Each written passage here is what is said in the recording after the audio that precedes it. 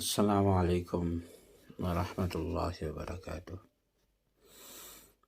سورہ واقعہ پڑھنا چاہتا تھا تو میں نے کہا چلو آپ کو بھی انگیج کروں اپنے ساتھ، تاکہ تھوڑا سا ثواب آپ بھی حاصل کریں اور میرے ثواب میں بھی اللہ تعالیٰ آپ حضرات کی برکت سے اضافہ فرمائے۔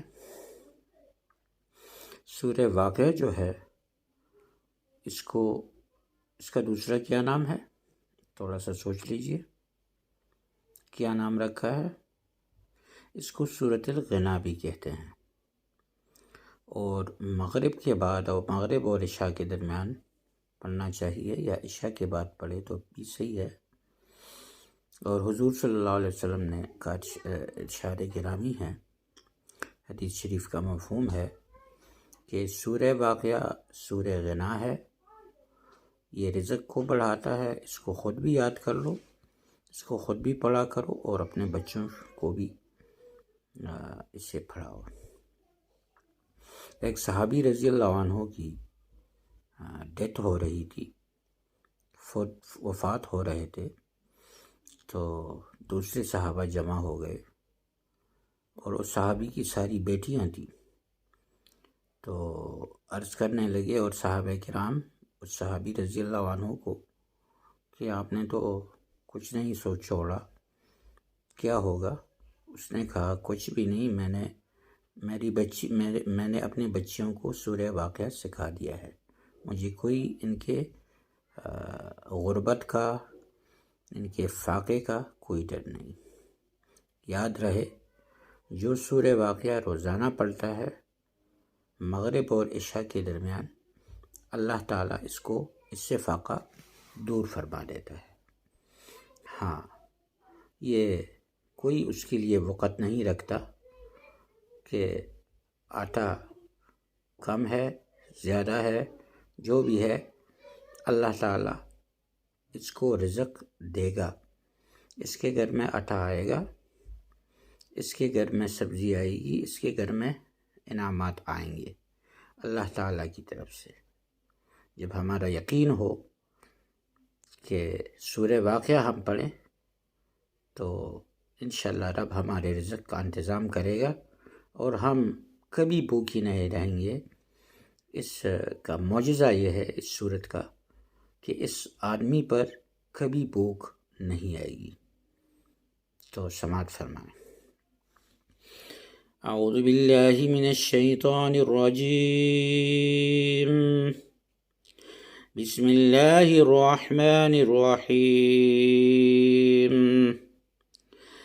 اذا وقعت الواقعة ليس لوقعتها كاذبة خافضة رافعة إذا رجت الأرض رجا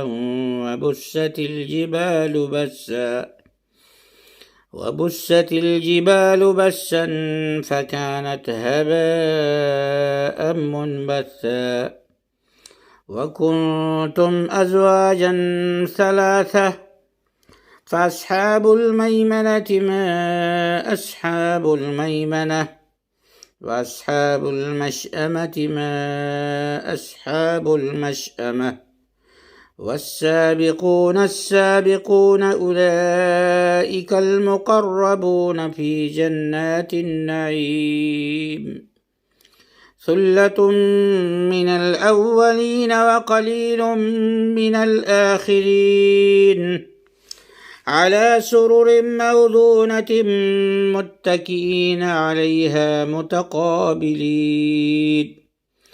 يطوف عليهم ولدان مخلدون بأكواب وأباريق وكأس من معين لا يصدعون عنها ولا ينزفون وفاكهة مما يتخيرون ولحم طير مما يشتهون وحور عين كأمثال اللؤلؤ المكنون جزاء بما كانوا يعملون لا يسمعون فيها لغوا ولا تأثيما إلا قيلا سلاما سلاما. وأصحاب اليمين ما أصحاب اليمين في سدر مخضود وطلح منضود وظل ممدود وماء مسكوب وفاكهة كثيرة لا مقطوعة ولا ممنوعة وفرش مرفوعة. إنا أنشأناهن إنشاء فجعلناهن أبكارا عربا أترابا لأصحاب اليمين. ثلة من الأولين وثلة من الآخرين. وأصحاب الشمال ما أصحاب الشمال في سموم وحميم وظل من يحموم لا بارد ولا كريم. إنهم كانوا قبل ذلك مترفين وكانوا يصرون على الحنث العظيم. وكانوا يقولون أئذا متنا وكنا ترابا وعظاما أئنا لمبعوثون أو آباؤنا الأولون. قل إن الأولين والآخرين لمجموعون إلى ميقات يوم معلوم. ثم إنكم أيها الضالون المكذبون لآكلون من شجر من زقوم فمالئون منها البطون فشاربون عليه من الحميم فشاربون شرب الهيم هذا نزلهم يوم الدين. نحن خلقناكم فلولا تصدقون. أفرأيتم ما تمنون أأنتم تخلقونه أم نحن الخالقون. نحن قدرنا بينكم الموت وما نحن بمسبوقين على أن نبدل أمثالكم وننشئكم فيما لا تعلمون. ولقد علمتم النشأة الأولى فلولا تذكرون. أفرأيتم ما تحرثون أأنتم تزرعونه أم نحن الزارعون. لو نشاء لجعلناه حطاما فظلتم تفكهون. إنا لمغرمون بل نحن محرومون. أفرأيتم الماء الذي تشربون أأنتم أنزلتموه من المزن أم نحن المنزلون. لو نشاء جعلناه أجاجا فلولا تشكرون. أفرأيتم النار التي تورون أأنتم أنشأتم شجرتها أم نحن المنشئون. نحن جعلناها تذكرة ومتاعا للمقوين. فسبح باسم ربك العظيم. فلا أقسم بمواقع النجوم وإنه لقسم لو تعلمون عظيم. إنه لقرآن كريم في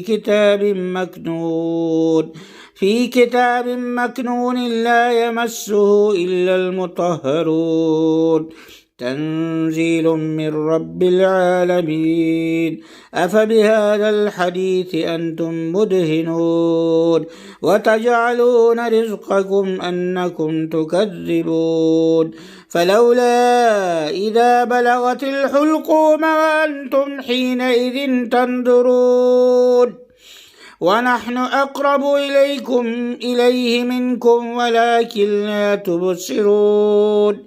فلولا إن كنتم غير مدينين ترجعونها إن كنتم صادقين فأما إن كان من المقربين فروح وريحان وجنة نعيم وأما إن كان من أصحاب اليمين فسلام لك من أصحاب اليمين وأما إن كان من المكذبين الضالين فنزل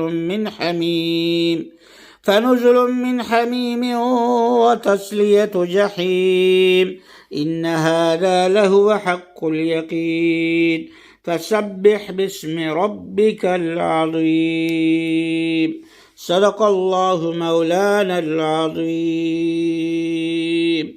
انشاءاللہ تہیہ کر لیں، ارادہ کر لیتے ہیں کہ روزانہ کے حساب سے مغرب اور عشاء کے درمیان اس سورت کو پڑھیں گے، ٹھیک ہے؟